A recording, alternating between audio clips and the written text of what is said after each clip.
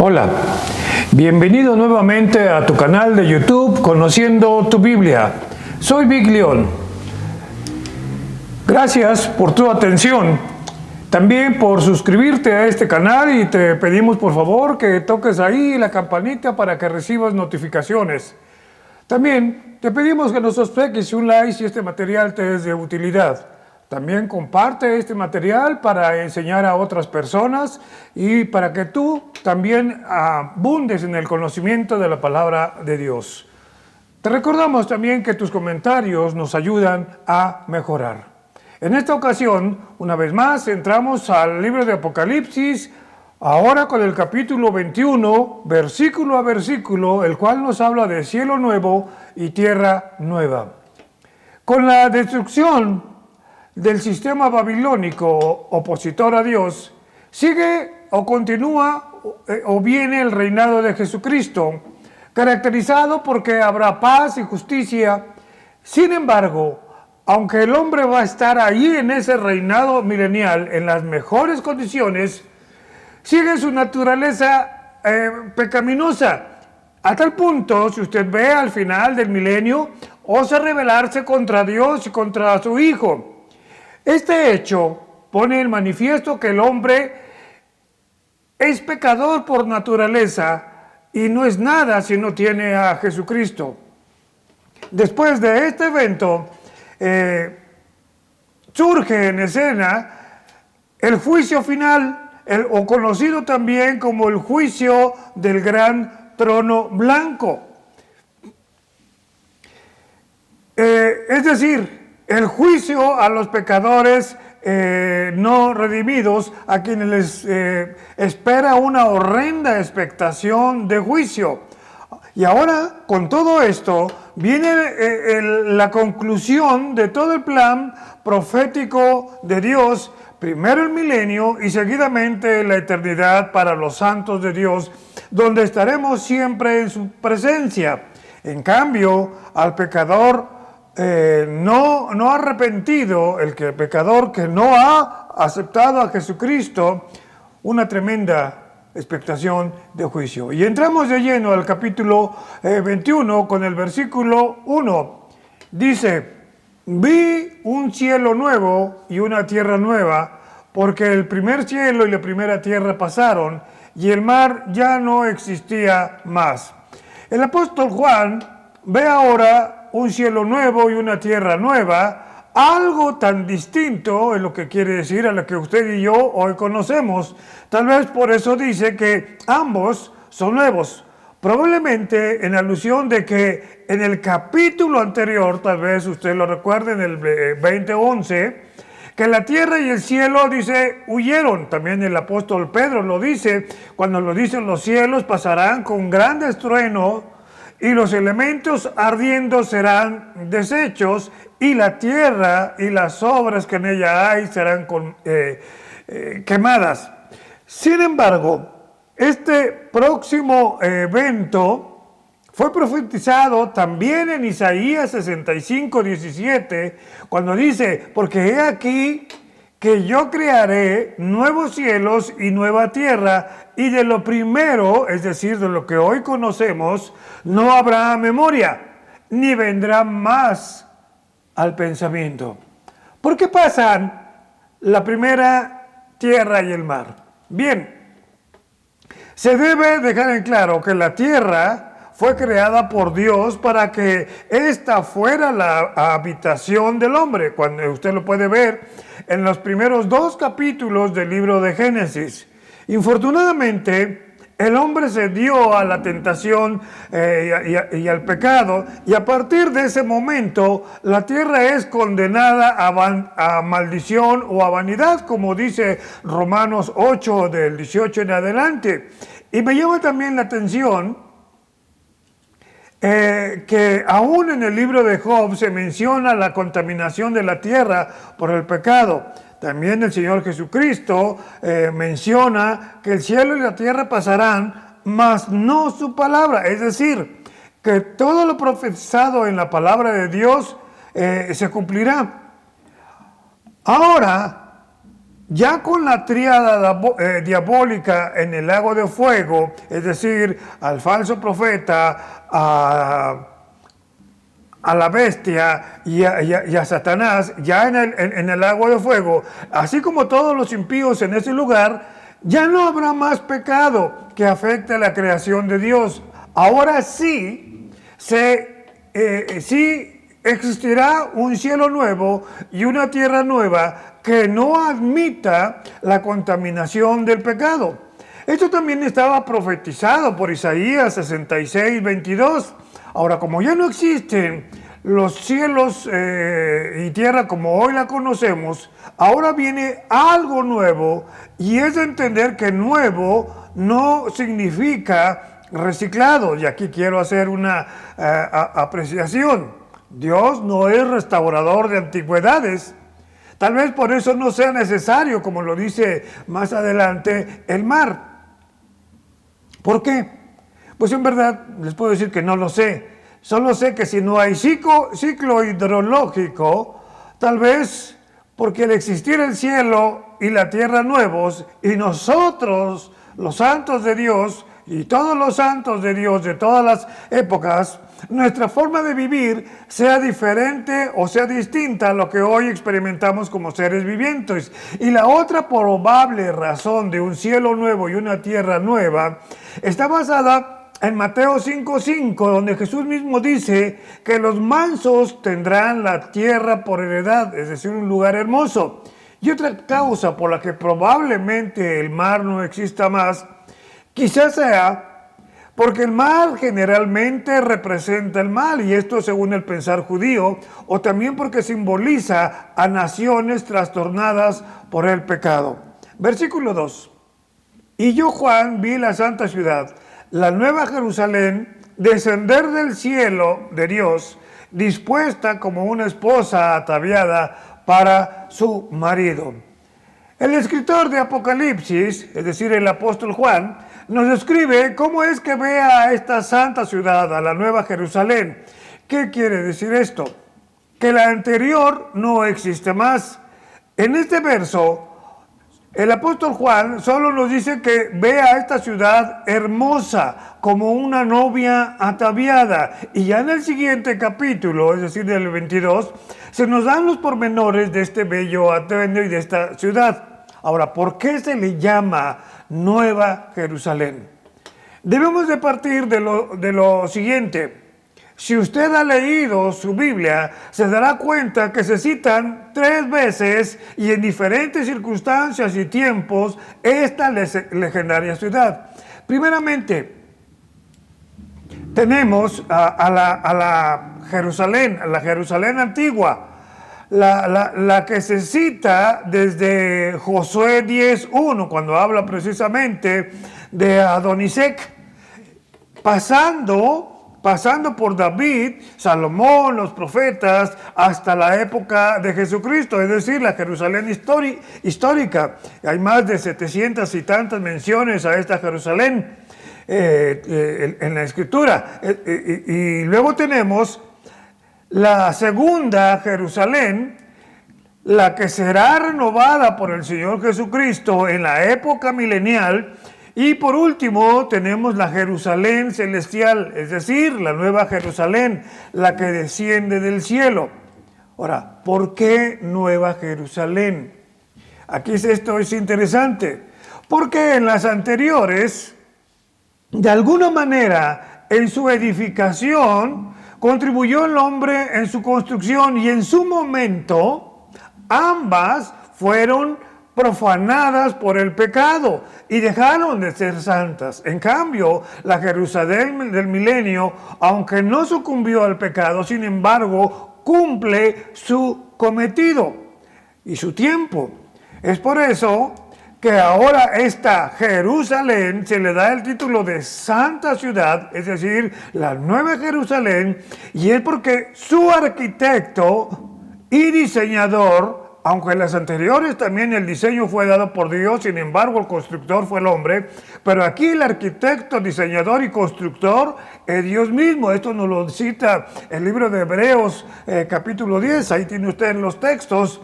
Y es santa porque en ella estará todo lo santo y todos los santos y nadie más. Juan ve a esta hermosísima, pura y santa ciudad descender del cielo, bellamente ataviada, es bellamente adornada para su esposo, y su belleza y su esplendor sobrepasa a la Jerusalén del milenio. Esta es la morada que habla Jesús en el libro de Juan, capítulo 14, cuando dice: voy pues a preparar lugar para vosotros, para que donde yo estoy, también ustedes estén. Es decir, donde estaremos todos los redimidos. También esto nos lo cita el escritor del libro de Hebreos.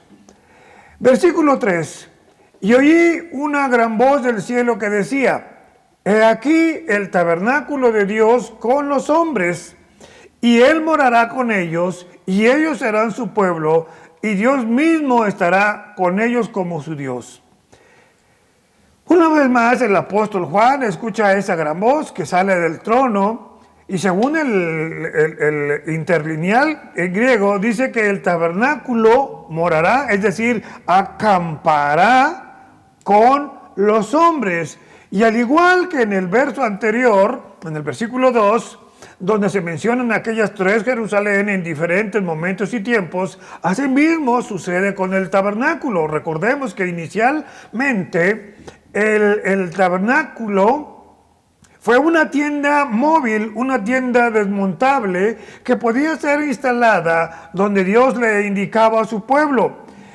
Era un templo portátil e itinerante hasta no entrar a la tierra prometida. Fue un tabernáculo construido por Moisés por orden directa de Dios. Esto usted lo puede ver en el texto de Éxodo 25 al 30. Este es el tabernáculo. Y el primer templo construido, conocido como el tabernáculo de Salomón, ya es un lugar permanente de adoración, sustituyendo aquel tabernáculo móvil de Moisés. David lo intentó construir, mas Dios no se lo autorizó, y en su lugar fue designado Salomón. Usted lo puede ver en 2 de Samuel, capítulo 7. Este templo fue destruido en el 586 por Nabucodonosor II, aunque hubo hombres de Dios que trataron de reconstruirlo, como fue Esdras y Nehemías, pero finalmente Herodes el Grande, que no era judío, en el 19 a.C. inicia su reconstrucción, y una vez terminado en el 60 y tantos, en el 70 este templo es destruido por Tito. Y luego tenemos el tercer templo, el templo que será construido en tiempos del anticristo, que es considerado como el tercer templo. Recordemos también que este templo será profanado por el mismo anticristo. En los textos de segunda de Tesalonicenses 2, versículo 3 en adelante, dice que se sentará en el trono exigiendo adoración. Marcos 13 nos habla de que cuando veamos la desolación en el templo, también Daniel 9, 24 al 27 nos dice que romperá la mitad de los 7 años, romperá el pacto y reclamará ser adorado. Bien, actualmente en Israel hay una gran efervescencia con relación a la construcción del tercer templo. Incluso ya tienen todo. Solo esperan el momento indicado, y personalmente, de acuerdo a 2 de Tesalonicenses capítulo 2, versículo 4 y Daniel 9, 27, creo que dicho templo será construido en tiempos del anticristo, aunque el pueblo de Israel, los judíos, no lo creen ni lo aceptan. Con excepción del tabernáculo de Moisés, este tercer templo también será destruido, y al igual que los otros, la causa en este caso será la profanación por el anticristo. Y así como la Jerusalén fue creada nuevamente y sin pecado en ella, asimismo se hará nuevamente otro templo en el milenio. Entonces ya llevamos un templo extra. El libro de Ezequiel, del capítulo 40 al 48, nos da luz o nos indica cómo será ese nuevo recinto. Y si usted analiza su arquitectura, esta arquitectura del templo milenial no tiene nada que ver con la arquitectura conocida de los otros templos, de los templos que existieron antes del milenio. Sin embargo, este también será sustituido por el nuevo tabernáculo de la Nueva Jerusalén que se cita en este capítulo de Apocalipsis. Es complicado esto de entender, tenemos que irlo escuchando poco a poco. Este lugar es el lugar eterno donde Dios se verá,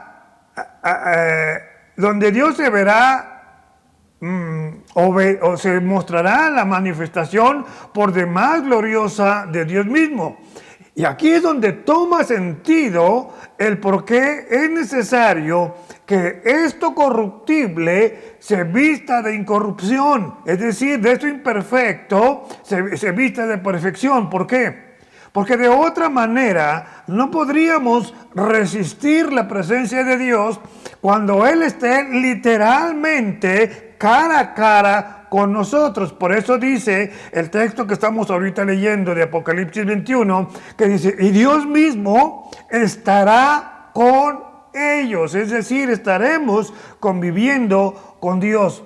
Es por eso que para estar cara a cara con Él es necesario ser semejantes a Él. Dice Filipenses 3:20, el 21, el cual transformará el cuerpo de la humillación nuestra. ¿Por qué humillación? Porque somos seres finitos que nos vamos degradando. Cuando usted nace empieza a morir. Entonces, transformará este cuerpo de humillación nuestra para que sea semejante al cuerpo de la gloria suya. Si no tenemos ese cuerpo semejante a la gloria suya, obviamente el hecho de estar en su presencia, caeríamos fulminados. Dice Éxodo 30 que nadie puede ver a Dios cara a cara y vivir. Primera de Juan 3:2 nos dice, pero sabemos que cuando Él se manifieste seremos semejantes a Él porque le veremos, tal como Él es. De tal forma que así se cumple toda profecía en la esperanza que tiene el hombre piadoso del Señor Jesucristo. Y como puede observar aquí, y así se materializa de manera eterna lo dicho por Juan 1:14, cuando dice, y el verbo se hizo carne y acampó, es decir, está con nosotros. En síntesis, esto será vivir en su gloriosa presencia. Versículo 4. Enjugará Dios toda lágrima de los ojos de ellos y ya no habrá muerte, ni habrá más llanto, ni clamor, ni dolor, porque las primeras cosas pasaron. Bien, este versículo, aunque es la continuación del anterior, nos dice que Dios morará con nosotros. Entonces, actuará como lo indica este versículo. Ahora su presencia real y física, Él nos dará consuelo.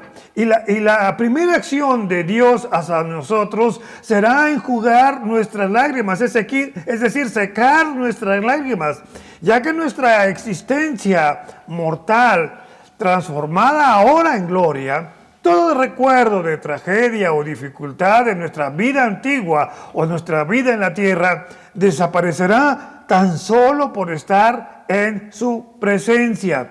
No habrá muerte, dice también este texto.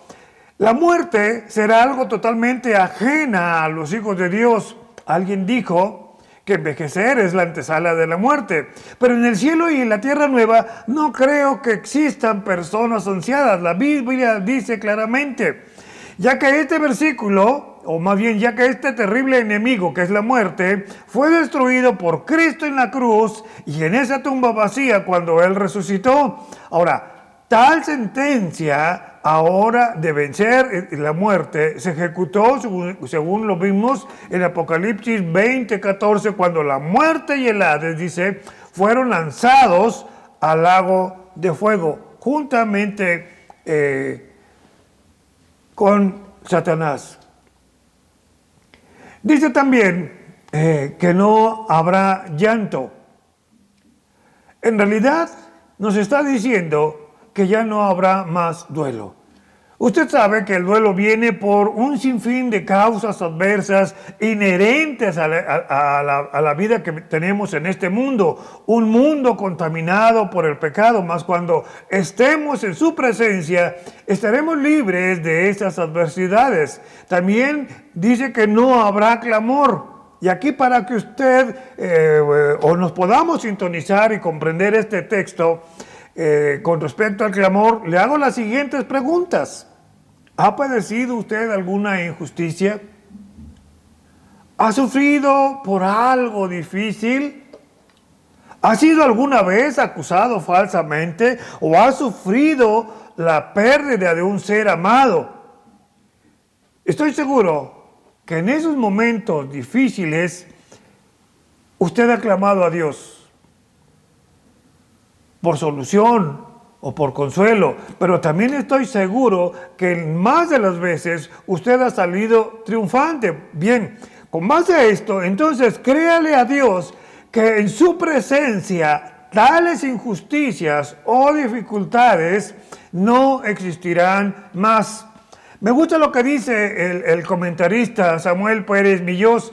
Dice, el dolor es el producto de la enfermedad y esta resultado de la muerte. Eliminando la causa, que es el pecado, desaparecen las consecuencias.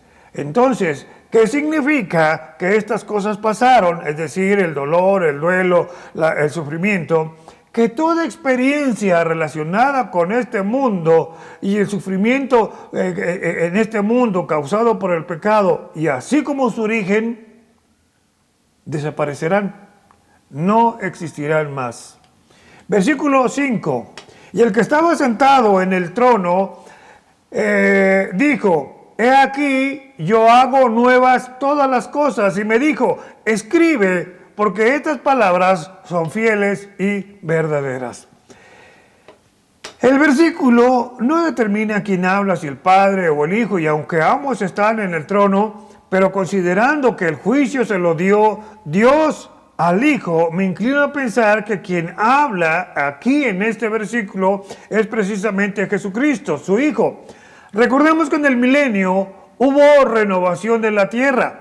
Mas ahora dice claramente que Él hace nuevas todas las cosas. Y me llama la atención que la palabra nueva o nuevas del griego kainos significa completamente nuevo. Y como lo comenté en el principio, el 21.1, Dios no es restaurador de antigüedades. Y en este caso, en casi todos los pasajes del Nuevo Testamento donde usa la palabra kainos, viene de la misma etimología y significa lo mismo, nuevo, nuevo en todo. Y esto nos indica que si Dios nos dice que somos nuevas criaturas, realmente, aunque usted y yo ahorita estamos padeciendo los estragos de vivir en este mundo lleno de pecado, sin embargo tenemos esa transformación espiritual. Entonces, si dice que somos nuevas criaturas,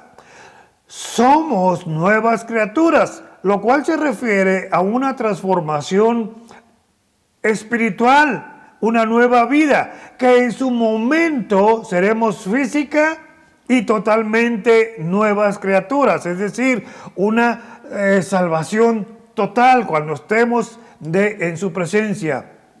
Ahora, es de mencionar lo siguiente: si Dios tiene poder para cambiar lo que no se ve, es decir, como cambiar tu espíritu, ¿cuánto más lo que se ve? Y si esto es lo que Dios, por medio de su Hijo, nos ha prometido, tenga la certeza de que se cumplirá. Ahora, es importante aclarar que la palabra que se utiliza aquí para nuevo o nuevos no es en relación en cuanto a tiempo o de reciente aparición. Más bien, es nuevo referente a la forma o calidad, es decir, a una diferente naturaleza, totalmente diferente a la que usted tenía antes. Versículo 6, y me dijo, hecho está, yo soy el alfa y el omega, el principio y el fin. Al que tuviere sed, yo le daré gratuitamente de la fuente del agua de vida. Esta expresión viene a mi mente, lo dicho en Jesús en la cruz, cuando Él está en Juan 19:30, cuando dice,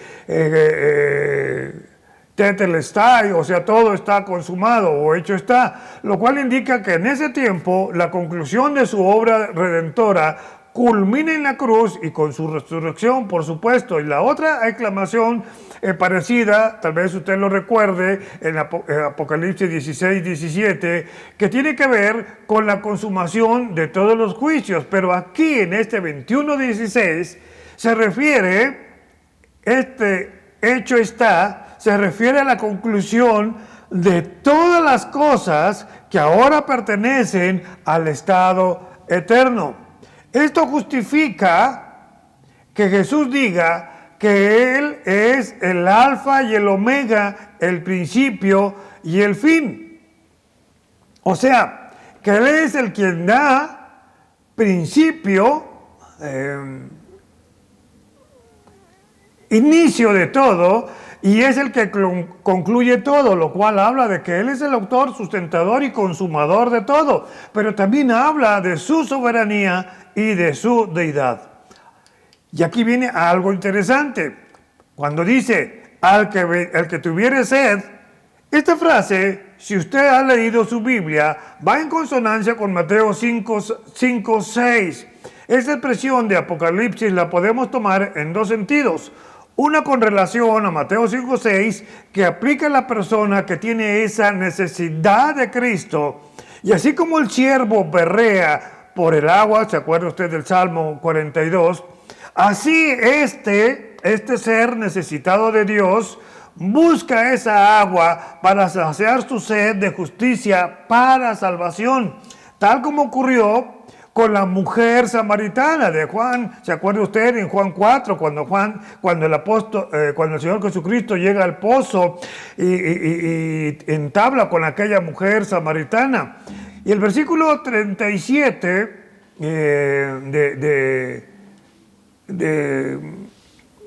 de Juan dice, si alguno tiene sed, venga a mí y beba.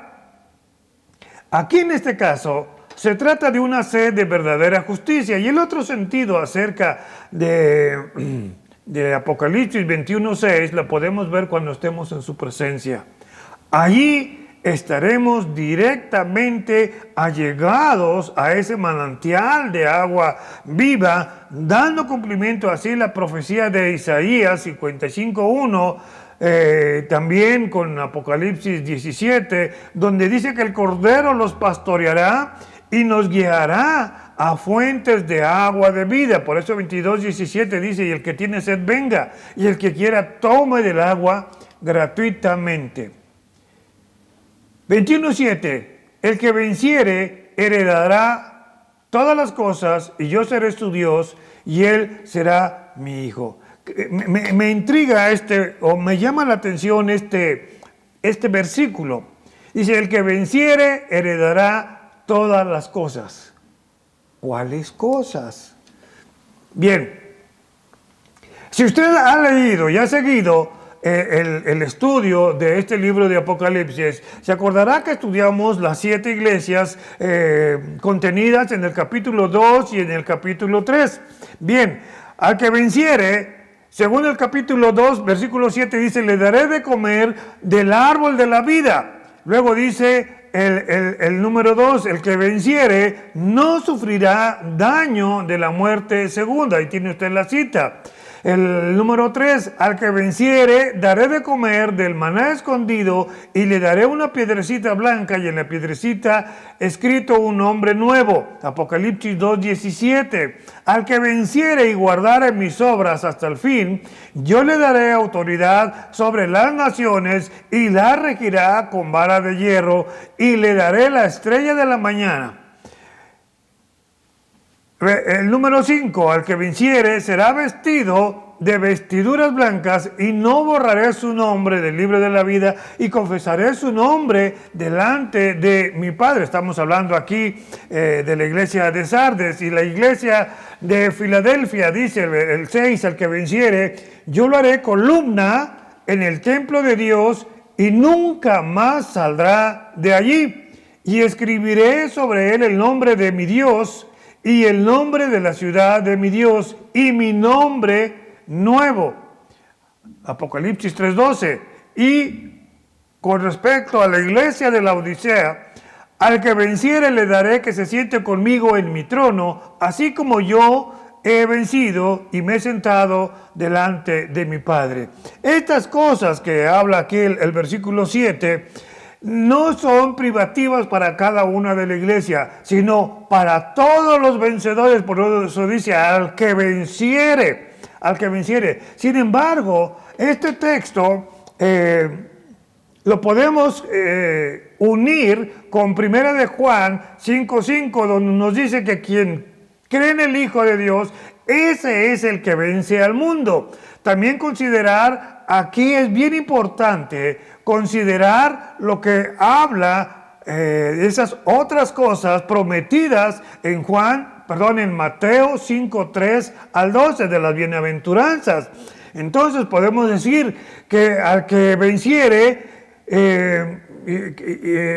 recibirán consolación, los mansos recibirán la tierra por heredad, los que tienen hambre y sed de justicia serán saciados, los misericordiosos alcanzarán misericordia. Los vencedores de limpio corazón verán a Dios. Los vencedores pacificadores serán llamados hijos de Dios. Los vencedores perseguidos, de ellos será el reino de los cielos. Esto es bien importante que usted lo considere. Si usted es fiel, si usted ha logrado vencer todas esas dificultades de este mundo, esto es lo que Dios le tiene prometido. Y este texto, entonces, lo podemos unificar, como decía, con 1 de Juan 5:5, donde nos dice que quien cree en el Hijo de Dios, ese es el que vence al mundo, lo cual habla de la fidelidad en su condición de persona salva, es decir, en relación con los que tienen la experiencia y, ¿por qué no?, las cicatrices de haber continuado en el camino de Dios por vencer el maligno y las dificultades que implica seguir a Jesucristo. Es por eso que la persona que cree en Cristo, esta es equipada para la victoria que se hace visible en el día a día por medio de la fe. Y aquí hay algo importante en este versículo que estamos estudiando. El versículo 7 dice, y yo seré su Dios y él, tal persona vencedora, será mi hijo. ¿Por qué? Porque el cristiano victorioso genera un estrecho vínculo de padre a hijo. Es por eso que dice, yo seré su Dios y él será mi hijo. Y eso a la vez nos constituye, como dice Romanos 8:17, en coherederos con Cristo. ¿Sabe usted lo que significa la palabra coherederos? Es decir, que lo mismo que heredará Jesús, también Jesucristo lo heredará con usted y lo compartirá con usted. Es decir, la misma herencia. Aquí le hago una pregunta para que usted recapacite y lo dimensione. ¿Logra dimensionar esta promesa? Versículo 8. Pero los cobardes e incrédulos, los abominables y homicidas, los fornicarios y hechiceros, los idólatras y todos los mentirosos tendrán su parte en el lago que arde con fuego y azufre, que es la muerte segunda. Es un tremendo versículo. Este versículo lo podemos considerar como la antítesis del verso anterior. ¿Por qué antítesis? Bueno, porque el versículo 7 nos dice que el vencedor, al fiel, heredará todas las cosas, pero aquí es todo lo contrario. Los cobardes, incrédulos, abominables, homicidas, fornicarios, hechiceros y mentirosos tendrán la muerte segunda. Por eso es una antítesis, el cual habla de personas que tuvieron, en este caso del versículo 7, que tuvieron agallas para vencer por medio de la fe en Cristo. Ahora, es importante reconocer en este versículo que ninguna palabra de Dios es ociosa y que cada una de ellas tiene su porqué. Y tal es el caso de este versículo, donde me llama la atención que en la lista de pecadores y pecados coloca en primer lugar a los cobardes, y analicemos brevemente cada caso. Los cobardes no se refiere a aquella persona tímida que no es aventado, como decíamos, o intrépido, sino se refiere más bien a personas aquellas personas que ante la desaprobación o amenazas o persecución de otras personas o incluso de sus conocidos, por lo que implica creer el Evangelio, prefieren su seguridad personal, incluso social. Aquí también podemos agregar a los que abandonaron la verdad, a los apóstatas. Dice 2 de Timoteo 2, 12 y 13, si sufrimos, también reinaremos con él. Si le negáramos, él también nos negará. Luego siguen los incrédulos. Los incrédulos, en este caso, o desconfiados, también le llaman en algunas otras versiones. ¿Quién es esta persona? Un incrédulo es la secuencia de un cobarde, o sea, es lo que sigue a un cobarde. Es alguien que por miedo al qué dirán, decide no creer y por tal motivo ha desconfiado en el poder de salvación y ha desconfiado en el poder de victoria que Cristo ofrece. Luego siguen los abominables. Es decir, los repugnantes, es lo que quiere decir esa palabra, los repulsivos. Y hay una connotación que me gusta aquí como la pone, los fétidos. Fuerte, pero así está escrito. Personas que con la decisión de cobarde y de rechazo a Dios, esta persona se torna en abominable para Dios, y según algunos comentaristas bíblicos consideran que esa abominación delante de Dios, decirse cristiano y vivir de manera contraria a lo que dice la Biblia. Esto suena lógico, pues. Luego siguen los homicidas. Según el comentarista de la Torá de Rashi, Génesis 9:5, considera que uno de los pecados que más le molesta a Dios es el homicidio, y esto incluye el suicidio. Ahora, con relación a estos homicidas, una forma de suicidio es el espiritual. Cuando una persona en su cobardía rechaza el plan de salvación de Dios, tal persona está cometiendo un suicidio espiritual que en su debido tiempo esta persona experimentará la muerte segunda. Pero también aquí se contemplan a los otros homicidas que nos señala Mateo 5, 21, 22. Esto es en referencia al hermano que se enoja contra el hermano. Luego siguen los fornicarios.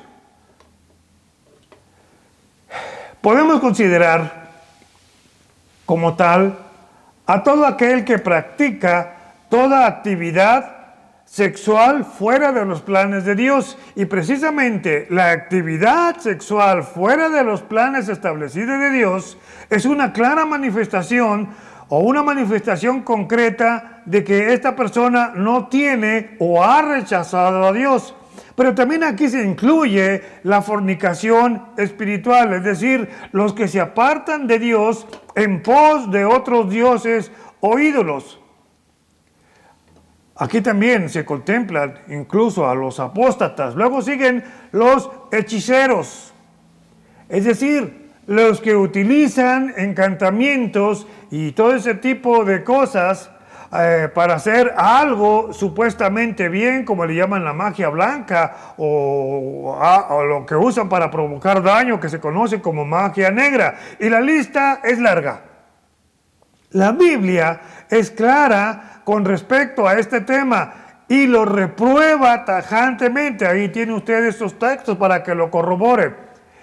En estos últimos tiempos, esta práctica ha tenido un gran auge desde que salieron algunos libros a la luz que hablan, y películas también, que hablan de magia y de encantamientos. Usted sabe a cuál me refiero. Ahora, tales actividades demoníacas se irán incrementando cada vez más en estos últimos tiempos hasta la época total de la tribulación.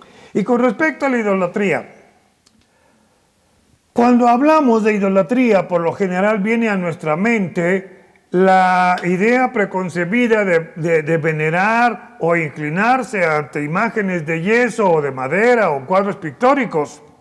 Y aunque los incluye, no necesariamente se refiere a esta práctica. La idolatría en sí misma es colocar toda actividad u objeto que ocupe el lugar que solo a Dios le corresponde, incluyendo el yo. La persona que decide rechazar el plan salvífico de Dios en sí mismo se convierte en su propio ídolo. Está diciendo: Dios, yo no te necesito, yo soy el que puedo. Es un acto de idolatría muy grande. Es un cobarde y abominable que se está escudando en su propio egoísmo. Y finalmente en este versículo tenemos a los mentirosos. Y este rubro es bastante amplio. Y podemos considerar aquí a quienes la mentira es su forma de vida, a los defraudadores, por ejemplo, pero también están los falsos cristianos, los cristianos hipócritas o los que predican la mala doctrina, y la lista sería larga con respecto a esto. Y aquí hay algo que me llama la atención de este versículo 21:8, y lo encuentro interesante, de cómo inicia mencionando en primer lugar a los cobardes e inmediatamente una lista de pecados. Personalmente creo que es porque el cobarde se convierte en un incrédulo. Por tal acción se hace abominable delante de Dios. Está cometiendo suicidio espiritual por la eternidad, o es decir, la segunda muerte. Es un fornicario espiritual porque va en pos de otros ídolos. Es un hechicero porque la rebelión es tan pecaminosa como la hechicería. Es un idólatra porque se ama a sí mismo y, en resumidas cuentas, su vida es una mentira delante de Dios. El destino de tales personas, como lo dice este versículo 8, es el lago de fuego, que es la muerte segunda. De esto ya hablamos en el capítulo anterior, donde le hará compañía a Satanás, a la bestia y al falso profeta, así como todos los impíos resucitados para juicio. Versículo 9. Vino entonces a mí uno de los 7 ángeles que tenían las 7 copas llenas de las 7 plagas postreras, y habló conmigo diciendo: ven acá y yo te mostraré la desposada, la esposa del Cordero. Bien, el ángel que aquí se cita es uno de los 7 ángeles mencionados en el capítulo 15 y son los que sostienen las copas de las 7 plagas derramadas en el capítulo 16. Este ángel llama al apóstol Juan diciéndole: ven acá para mostrarle quién es la esposa del Cordero, es decir, la iglesia y todos los santos. Versículo 10. Y me llevó en el espíritu a un monte grande y alto, y me mostró la gran ciudad santa de Jerusalén, que descendía del cielo de Dios. Ahora en este versículo, Juan tiene un lugar de observación privilegiado, donde le es mostrada Santa Jerusalén, es decir, una Jerusalén distinta a las anteriores, ya lo vimos en el versículo anteriores, distinta porque desciende del cielo de Dios, quien es su diseñador y su constructor, con las características de ser la gran residencia de todos los santos, es decir, la eterna morada, la santa ciudad de los redimidos y también el lugar de la iglesia. Esto es un privilegio que usted y yo no hemos dimensionado. Versículo 11. Teniendo la gloria de Dios y su fulgor era semejante a una piedra preciosísima, como piedra de jaspe, diáfana como el cristal. Por su procedencia divina, la Nueva Jerusalén manifiesta la gloria de Dios, es decir, la Shekinah de Dios, porque Dios es luz. El brillo de esta ciudad se lo califica aquí este texto como fulgurante, es decir, altamente brillante, diáfano como el cristal que refleja la gloria de Dios. Y aquí hay algo un poco difícil por su descripción. El apóstol Juan solo acierta en decir que el brillo fulgor de esta ciudad es parecido al jaspe. Tal vez se refiera al diamante. ¿Por qué como el diamante? Porque lo que hoy se conoce como jaspe es una piedra de varios colores, una piedra opaca, y esta no creo que refleje la gloria de Dios. Por eso muchos comentaristas se abocan de que esto bien podría ser como el diamante. Y ahora, como se aprecia, como vemos a esta ciudad que baja, nada que ver con la antigua Jerusalén, incluso del milenio, con la Jerusalén celestial. Y haciendo un resumen, del versículo 9 al versículo 11 de este que estamos viendo, en el que habla cuando dice que ven acá y habla de estas piedras fulgurantes, aquí tenemos un comparativo de la Babilonia y la Jerusalén celestial. La Babilonia es la gran ramera, madre de las abominaciones. La Jerusalén celestial es una gran ciudad santa de Jerusalén, residencia de los santos. La Babilonia está vestida de púrpura, escarlata y oro. En cambio, la Jerusalén celestial, ataviada como una esposa para su marido. La Babilonia procede de Satanás. La Jerusalén celestial desciende del cielo. La Babilonia, su final es el agua de fuego y azufre. La Jerusalén celestial continúa siendo semejante a una joya preciosísima. Versículo 12. Tenía un muro grande y alto con 12 puertas, y en las puertas 12 ángeles, y sus nombres escritos, que son los de las 12 tribus de los hijos de Israel. Al oriente 3 puertas, al norte 3 puertas, al sur 3 puertas y al occidente 3 puertas. Juan ahora entra en detalle con respecto a esta ciudad, a esta imagen que él ve, de esta Jerusalén celestial. Y esta Jerusalén tiene un gran muro, lo que habla precisamente de su grandeza. El gran tamaño de sus muros no es para evitar la entrada de pecadores o del enemigo. Recordemos que estos ya están en el lago de fuego, de fuego y azufre. Más bien, lo grande de sus muros es para destacar el espacio donde habitará el pueblo santo de Dios. ¿No le emociona esto? La construcción, esta construcción de que habla estos versículos, versículo 12 y versículo 13, muestra un total de 12 puertas, 3 por cada lado, y en cada puerta un ángel, y en cada puerta está escrito, me imagino que en la parte de arriba, el nombre de cada uno de los que integran las 12 tribus de Israel. Y esto es importante, porque nos recuerda que Dios da cumplimiento a los pactos que tiene con Israel, lo cual habla de la fidelidad de Dios para con su pueblo Israel. Recordemos que Israel es y la iglesia tiene otro lugar. Ahora, con esta descripción se echa abajo la doctrina del reemplazo, la que dice que Israel dejó de ser para dar paso a la iglesia, y aquí estamos viendo que definitivamente no. Ahora, la colocación de 3 puertas por cada lado viene a mi mente la distribución de las tribus de Israel, 3 por cada lado, cuando acampaban junto al tabernáculo de Moisés. Usted lo puede ver en el libro de Números, capítulo 2, pero también hay una distribución parecida en el libro de Ezequiel, capítulo 48, con relación a la Jerusalén del milenio.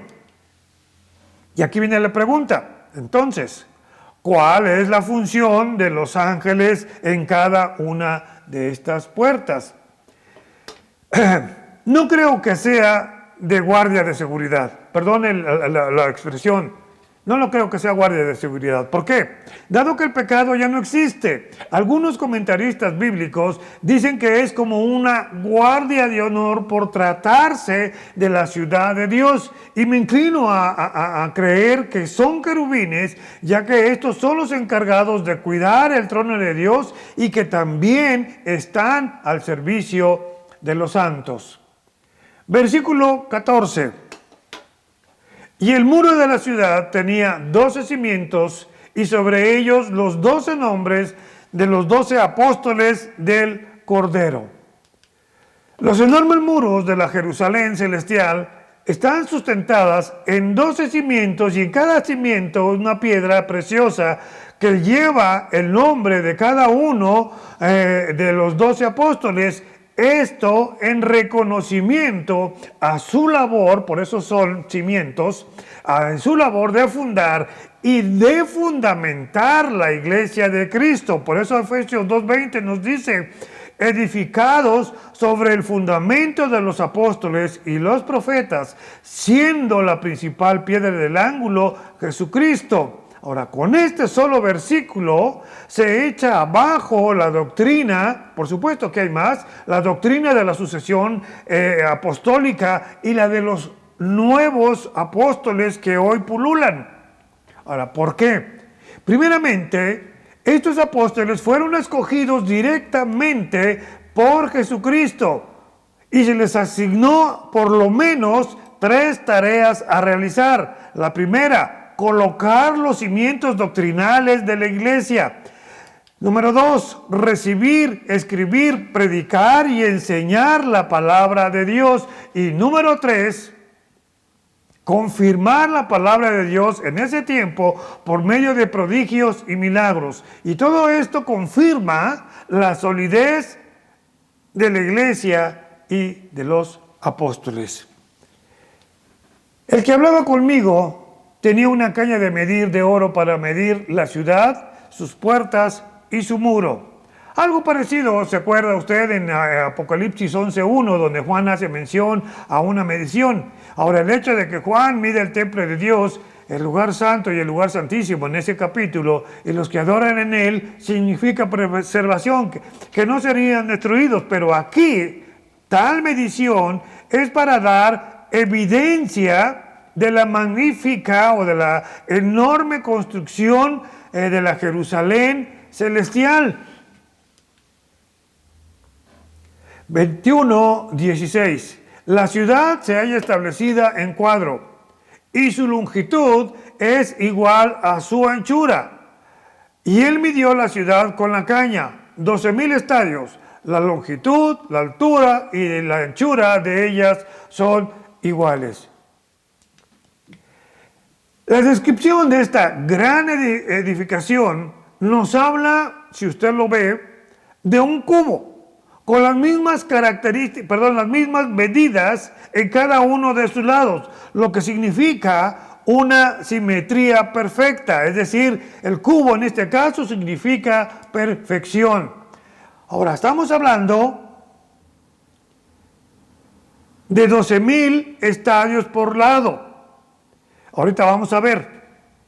Debemos tomar en cuenta que nos dice que el ángel tomó una caña de oro para medir. Entonces estamos hablando 12,000 estadios por cada lado. Aquí tenemos una imagen de un artista que imaginó la ciudad, 12,000 estadios por cada lado. Y si usted puede notar, ahí vemos las perlas, 3 perlas por cada lado. Ahora, para entender esto, hagamos cuentas.